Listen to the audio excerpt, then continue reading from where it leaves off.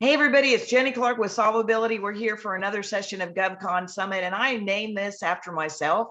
This is the Oprah connection, building the team to grow your GovCon business. The reason I put all this together is when I talked to people in federal contracting, I knew they needed a little bit of help with me in what I call financial logistics, whether it's accounting software, DCA compliance, indirect rates, or understanding how to make money in government contracting. But I'm like, I am not enough. If you want to be serious about it, you've got to figure out how to move a lot faster in government contracting, and that's by building a team of people you can count on so you can truly accelerate. So today I'm going to introduce you to Eric Wright with Vets to PM, helps people find the talent they need. Craig Washburn with Veteran Tax Credits helps you get paid for hiring veterans. You probably are doing it anyway, so why not get that extra bonus? Joe Young of GovCon Pay, they exclusively focus on federal contracting, and so they already speak your language. Traci Shepps with Cordia Partners, who's been my partner with so many companies as we get them set up on the right accounting software and show them how to move forward. Mike deVaux in Jacksonville with Keystone Benefit Group is part of our team, talking about how do you get the benefits so you can be competitive. And then last but not least, Richard Arnhold with Bassbury Sims. They advise all kinds of federal contractors on all the things you need to know about how to be successful in federal contracting. So Doc, I'm going to start with you.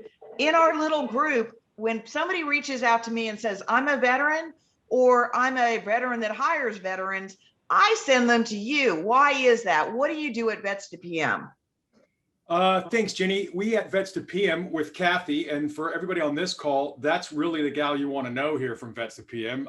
I'm secondary. I'm the bullhorn. We do one thing, and that one thing is we help military veterans achieve meaningful, lucrative post-service careers. We specialize in project and program managers, human resource managers, cybersecurity professionals, and general managers and entrepreneurs. We've been in business for about 6 years. We've helped over 4,000 vets join over 800 companies. They're all making about 80,000 a year. So if you want folks with experience, provable chops, most of them have multiple credentials, high levels of education. Most of them have or can get security clearances as we speak. So they're perfect unicorns for federal contracting work.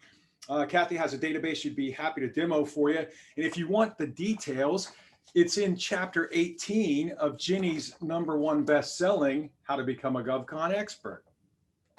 Oh, but I thought you were going to show them that blue book, that little book you wrote that's standing behind you. So Eric got so carried away with wanting veterans to find better jobs that he wrote a book to translate from military into management. And it's had such an impact because he's also, when people buy the book, he makes some of those books available to veterans so they can learn their way along. And the whole thing is about putting people in a better position to find better jobs. So Craig, people need to know about you because you find them a way to get paid for hiring veterans. Yes, Jenny, and it's amazing the number of companies out there that don't know about this program.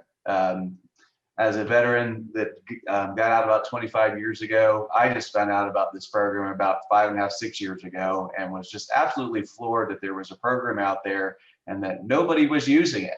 Literally close to $63 billion gets left on the table every year between all the different target groups that come with tax credits. And obviously in the government contracting world, we hire diverse people, right? And we hire a lot of veterans, and there are a lot of veteran-owned businesses in this space that hire more veterans because they know what an asset veterans are to their teams and to their companies.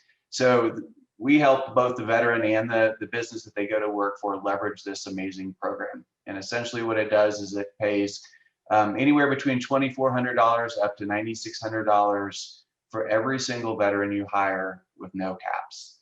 And so if you're hiring veterans and you're not taking advantage of this tax credit, you're literally walking away from P&L, you're walking away from margin. And when you're thinking about bidding contracts, if you know, hey, 30 to 40% of the people I'm going to hire to put on this contract are veterans, and you know they come with tax credits, it's a way for you to build that into your numbers and potentially help you win this contract. So it's an extremely valuable program. You know, at VTC, our primary objective is to take the mystery and headache out of this. I mean, I know in the government contracting space, everybody does a lot of government paperwork to begin with, but nobody likes government paperwork. We don't even like it, but we handle this side of it so you don't have to. So you don't have to dedicate resources to try to figure this out. We make it easy for you so that you can hire the veterans, get the money back into your P&L that you deserve for hiring them, so that you can have more money, so that you can hire more veterans, and that's where it comes full circle. Well, it also keeps your indirect rates down because you've got a credit to your fringe pool. So Jenny finds some veterans, sends them to Eric. Eric makes sure they're in the database so they can be found, gives them access to training. And we send them over to Craig, and he's actually got a DoD skill bridge program at Vets to PM, because I've got a DoD skill bridge intern through Eric that's helped me with this whole thing. So the next thing about this, the next place to hand it off is to Joe Young with GovCon Pay. I've been working with accounting software and payroll systems for years, and I've never loved a payroll company until I met GovCon Pay. There's so much more than payroll, though. It's benefits administration, it's onboarding, and they're tying in so many things of what they do to the government contracting industry. Joe, take it away. Hey, thanks, Jenny. You're always a great advocate and cheerleader. We welcome the opportunity to work with you, and also with partner with some of the people we have on the call today. As you said in our intro, we launched GovCon Pay over a year ago, and the only outsourced payroll and HR technology firm that focuses exclusively on working in the government contracting space. And we're supporting government contractors from 2 employees, nearly 2,000. We have the great benefit of working with many of those that are veteran-owned businesses and veteran-owned business operators, and then even more so that obviously are just interested in the benefits of hiring veterans. As you said, even though pay is in our name, don't look at us exclusively as just a payroll company. We really help government contractors of all sizes improve processes, use technology to scale and grow, and really touch on and have the opportunity to tie a lot of the partners on this call together. As you mentioned, we have the great benefit of working with Cathy and Doc at Vets to PM and introducing them to our clients who are looking to source candidates. We have a recruiting and applicant tracking and onboarding system that we work with Craig on how to make sure that those clients utilizing that can have their candidates fill out the information and be pre-screened for veterans tax credits before they complete the hiring process. They don't lose those dollars. And then into the full, management of the employee life cycle. As you mentioned, we have HR compliance, benefits administration, but we don't do what Mike deVaux does. We provide technology to onboard and manage those, but we're not a broker. We're not an expert in the benefits that will truly, attract and retain those key employees. So we have the opportunity to work with experts like Mike. And then one of the other key differentiators of what we've done in this space is understanding the key ERP systems that the government contractors are utilizing to run the project side of their business, from their time through their financials and their projects. So we've worked, with folks like Traci at Cordia on how the work they're doing to help them build out that project side of their business. How can we tie the people side of the business, what we do, for those 2 key pieces of software together so they can really scale and operate more efficiently. So we value the opportunity to be a part of this ecosystem and how we can try and tie all these great specific services to this marketplace together. So always great to be here with everybody. Well, Joe, what you're talking about is a fully integrated system from the point at which they are looking for candidates out there on different job boards, bringing it into their applicant tracking system. And what I love about it is, until I started working with GovCon Pay, I was working with a company and they were sending out offer letters. When they would send out an offer letter, they would email me a copy of the offer letter. Well, by the time the person onboarded, oh, wait, his job title changed a little bit because it turns out we're going to put him on this contract with this labor category description. So Jenny, you need to fix that. Then I would find out, well, the email that was used for that person to apply was their personal email. How do I get their regular one? Jenny, you need to fix that. Then it would turn out that some of them would get a sign-on bonus, or some of them would get a different pay scale, something like that. Jenny, you need to fix that. I'm like, quit it. I went back and I said, how do we fix this? And then I started talking to Joe Young. He said, you know, that's completely automated. You can actually integrate it into your website. That is a difference maker in this government contracting world, because not only are we saving time and money, but when you're onboarding a new employee, that is the most important time to show that employee that you care. And if you've got an onboarding process that makes it difficult for them to bring in their banking information, their tax, put in their benefits and all that other stuff, they don't trust you as an employer, and you're going to lose valuable, I guess, human capital with that employee, because they're going to say, oh, I can't believe I just signed up for this company and they can't deliver. Joe Young, I just think it's amazing, the full integration.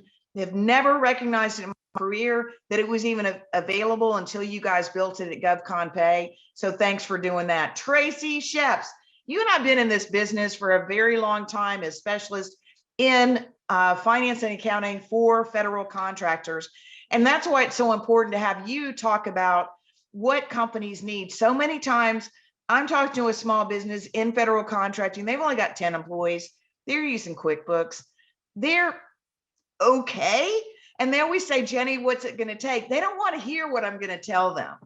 And what I'm going to tell them is, when you get to a certain point, and for me, it's between 25 and 50 employees, you're going to have to go to a system that's designed for federal contracting. And they're like, why? I use QuickBooks. My barbershop uses QuickBooks. My landscaping company uses QuickBooks.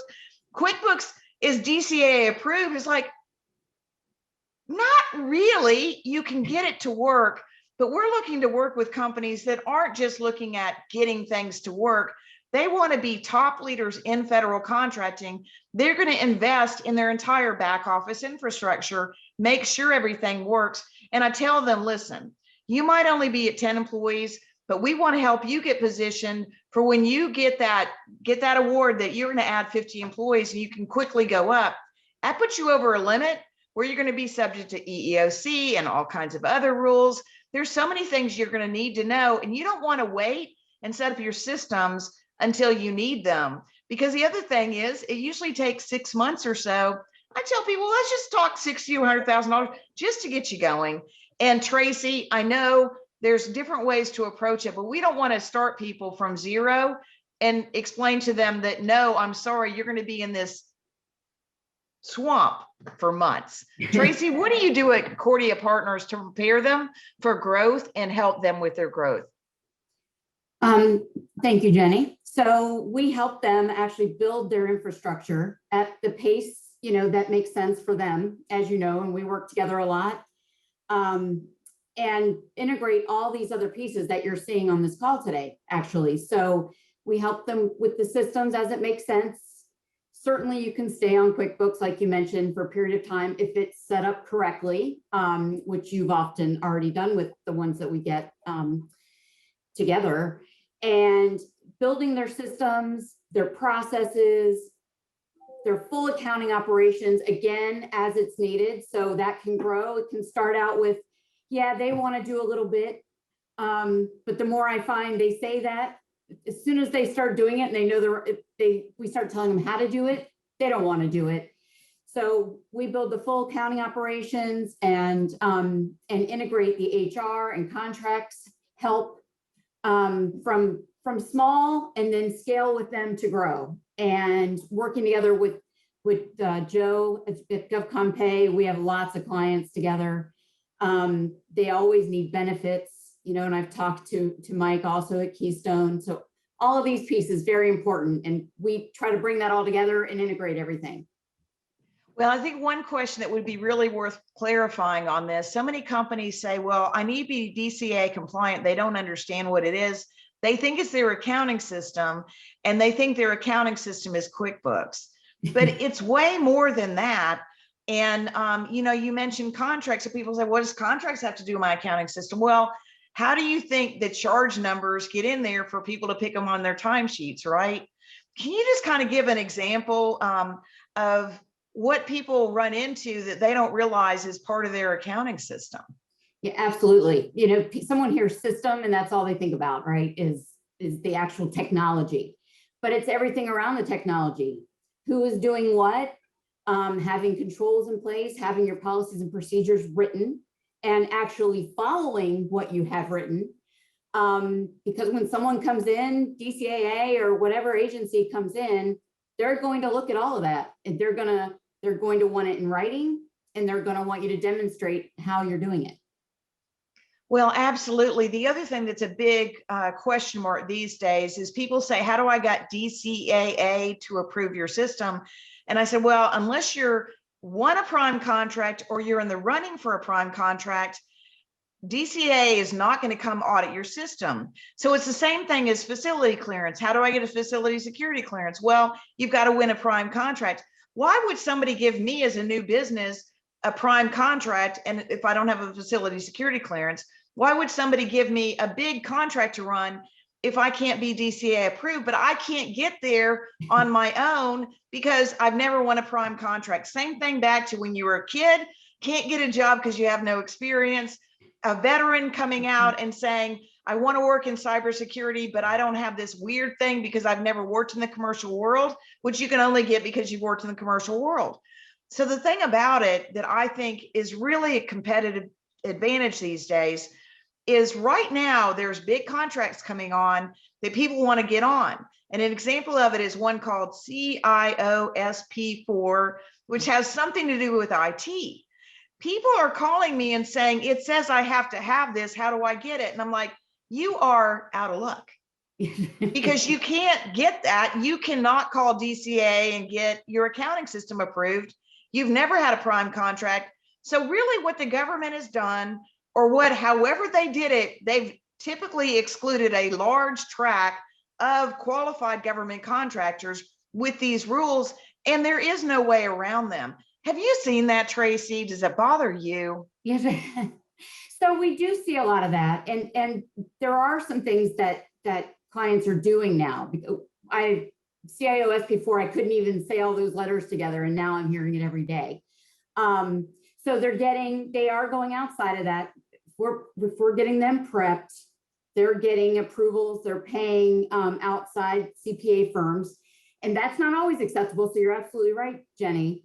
But there are certain circumstances where it's allowed that as long as you have a certain type of third party that's independent, approve their systems. Yeah, and all of these things, when they come up in the proposal, people start asking them, what we do is we start vibrating on the network to find out, how do you get around that? How do you get around that? Yes. Another super important thing, though, is the cost of benefits. We've all been through this world in federal contracting, what's called lowest price technically acceptable, low LPTA. Theoretically, that's gone away, but in actuality, if your prices are too high, you can't compete. And I hear it every day. We got undercut, we got undercut, we got undercut. So what Mike deVaux does with Keystone Benefits Group is really spend some time understanding what kind of work you're going after, what your benefit package needs to look like, what you want to do, so he can find a way to work with your budget so you can be competitive, or else all of the investment that you've made to try to get into government contracting or grow into government contracting is you're not going to win. So Mike deVaux, tell us a little bit about Keystone and what you do.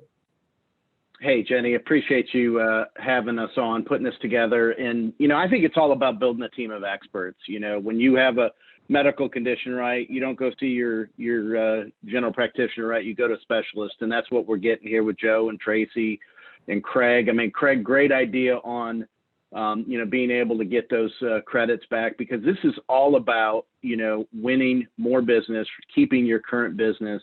And that's what we try to do. We've got clients that we hear, hey, we lost by $80,000 on a multi-million-dollar contract. And what we try to do is help folks handle that second biggest line item that they have. If you're a professional services company, your second biggest line item behind payroll is going to be your benefits, right? So you want to make sure you are in line with the market. If you can be below the market from your cost standpoint, that's going to be critical to you winning more business. So our goal is to be a specialist with the benefits to help you be as competitive as you possibly can. We recognize that, hey, benefits are something we have to provide, right?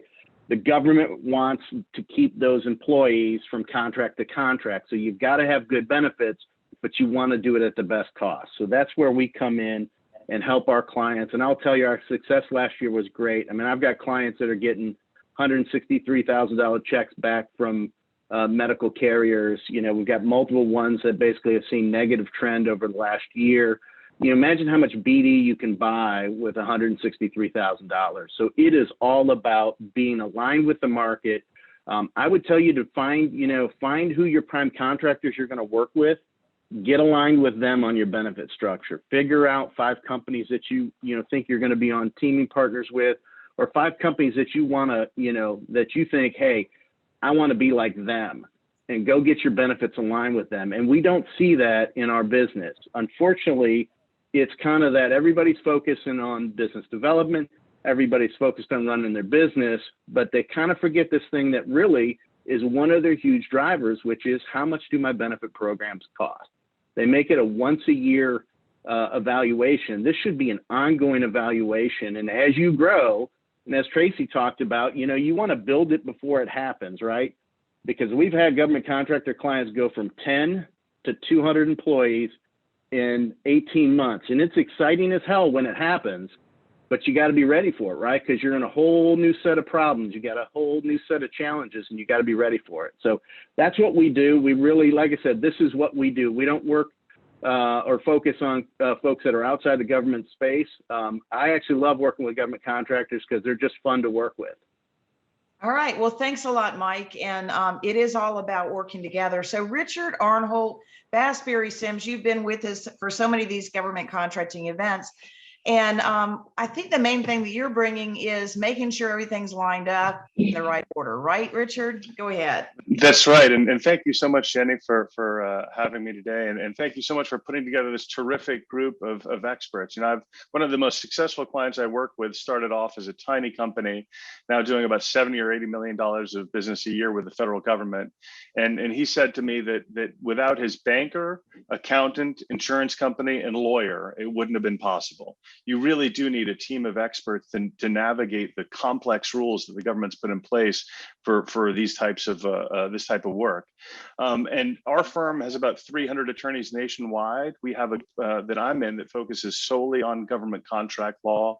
We help clients set up companies. As you know, the rules for setting up small businesses to qualify for certain socioeconomic benefits are very, very particular. If you don't set your company up properly, you may get challenged if you win an award in the small business size challenge and lose it. We help clients negotiate contracts with the federal government, understand those terms, understand the compliance challenges, handle bid protests. We also help clients with claims against the government. The government may award you a contract and then require you to do 3 times as much work as you agreed to for the same price.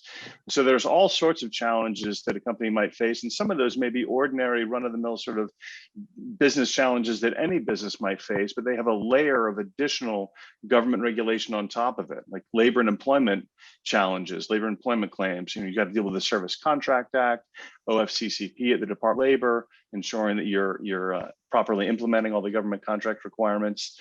But basically, any issue that comes up in the life cycle of a federal contract or a company in this space, we assist with. So. Well, and I think that's a really good point. The whole reason I called this event Mastering the Game of GovCon is just because, like any other game that you learn to play, you've got to constantly get better at it, because as you move up in size, you're going to be competing with other people that have been there and know more stuff. And you've got to be able to scale as a lot of this has to happen. The other part about it is there's so much investment for government contracting that you have no control over. You either do it or you're not in the game, and you want to find a way to do it effectively and to learn more all the time as you go along. So it's all about developing a stronger strategy. It's about scalability and being informed. And part of the reason we have GovCon Summit is because when I talk to small businesses, they always say, man, if I could help somebody else avoid the pain I went through, I would do it in a heartbeat.